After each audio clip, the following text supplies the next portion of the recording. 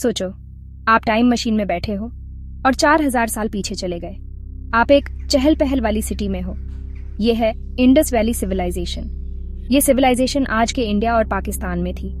ये सिविलाइजेशन बहुत ही कमाल की थी, अपने जमाने से बहुत आगे। ये 3300 से 2300 BCE तक थी। ये ब्रॉन्ज एज सिविलाइजेशन थी, मतलब ये लोग ब्रॉन्ज से टूल्स और वेपन्स बनाते थे। इसके दो सबसे फेमस शहर थे, मोहनजोदड़ो और हड़प्पा। ये शहर अर्बन प्लानिंग और आर्किटेक्चर का नमूना थे। इनके पास ड्रेनेज सिस्टम, पब्लिक बैथ्स और अनाज रखने के बड़े बड़े गोदाम थे। ये सिविलाइजेशन ट्रेड और इनोवेशन का हब था। ये लोग स्किल्ड क्राफ्ट्स पर्सन और ट्रेडर्स थे। इनके मेसोपोटामिया और दूसरे सिविलाइजेशंस से कनेक्शंस थे। इंडस वैली सिविलाइजेशन ने इनोवेशन और मिस्ट्री की एक विरासत छोड़ी है। आज भी ये हमें हैरान करती है। इंडस के शहर अपने टाइम से बहुत आगे थे। ये ग्रिड सिस्टम पे बने थे, मतलब गलियां एक दूसरे को राइट एंगल पे काटती थीं। इससे शहर ऑर्गेनाइज्ड और घूमने में आसान थे। घर एक जैसे ईंटों से बने होते थे। इनके पास एडवांस्ड ड्रेनेज सिस्टम था। गंदा पानी ढके हुए नालों से बाहर जाता था। इससे शहर साफ और हेल्दी रहते थे। मोहनजोदड़ो में तो एक ग्रेट बाथ भी था। ये एक बड़ा पब्लिक पूल था। शायद ये धार्मिक कामों के लिए इस्तेमाल होता था। ये उनकी इंजीनियरिंग और सैनिटेशन की समझ दिखाता है। इंडस के लोगों ने अपने शहरों को सोच समझकर प्लान किया था। वो चाहते थे कि उनके लोगों की जिंदगी अच्छी हो। ये उनकी एडवांस्ड सिविलाइजेशन का सबूत है। इंडस के लोग बिजी लाइफ जीते थे। खेती उनके लिए जरूरी थी।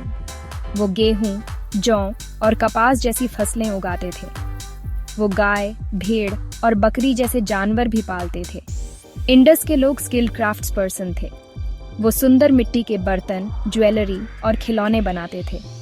वो ब्रोंज के काम में एक्सपर्ट थे। वो औजार, हथियार और गहने बनाते थे। ट्रेड उनकी जिंदगी का एक बड़ा हिस्सा था। वो मेसोपोटामिया और दूसरे सिविलाइजेशंस के साथ व्यापार करते थे। वो नाप तौल का सिस्टम इस्तेमाल करते थे। ये उनकी कॉमर्स की समझ दिखाता है। इंडस वैली में लाइफ मेहनत और खुशहाली का मिक्सचर थी। वो इनोवेटिव लोग थे जो एक दूसरे और अपने एनवायरनमेंट के साथ रहना जानते थे। Section 4 cultural treasures and mysteries. Indus valley civilization का कल्चर बहुत रिच था। वो बहुत आध्यात्मिक लोग थे। वो एक मातृ देवी और दूसरे देवी देवताओं की पूजा करते थे। जानवरों को भी वो इज्जत देते थे। सबसे बड़ा रहस्य है उनकी लिखाई। इंडस स्क्रिप्ट आज तक कोई नहीं रच पाया है। ये हमें सील्स और बर्तनों पे मिली है। स्कॉलर्स आज भी इसका मतलब समझने की कोशिश कर रहे हैं। इंडस की सील्स बहुत दिलचस्प हैं। इनमें अक्सर बैल और हाथी जैसे जानवर दिखाए जाते हैं। इनमें यूनिकॉर्न जैसे माइथिकल जीव भी हैं। इन तस्वीरों का मतलब आज भी डिबेट का विषय है। इंडस वैली सिविलाइजेशन ने कई सवाल छोड़े हैं। उनका कल्चर और मान्यताएं आज भी हमें हैरान करती हैं। ये पुराने जमाने के रहस्यों की याद दिलाता है। Section 5 the enigma of decline.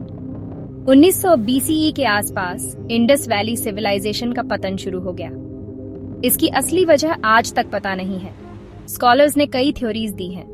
एक थ्योरी है क्लाइमेट चेंज। बारिश के पैटर्न में बदलाव से खेती पर असर पड़ा होगा। इससे सिविलाइजेशन कमजोर हो गई होगी।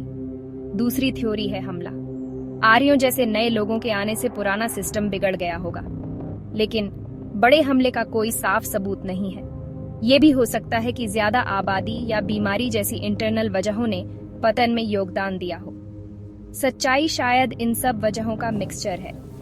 इंडस वैली सिविलाइजेशन का पतन हमें याद दिलाता है कि बड़ी सिविलाइजेशंस भी गिर सकती हैं। ये इतिहास का एक सबक है जिस पर हमें ध्यान देना चाहिए।